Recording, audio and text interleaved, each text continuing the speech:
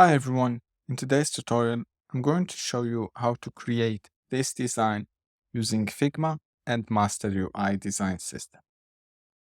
Let's get started. First, we need to download the Master UI design file for Figma. So let's go to masterui.co and in the home page, try it for free and hit download now. Next, here on Gumroad, you can add $0 and I want this, and you can add your email and hit get. All right, now you can download. Let's go to your drafts file in Figma and in your download.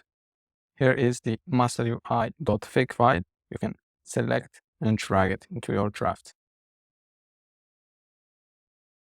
Let's save that and open the file. Next, let's create a new page and rename it our design.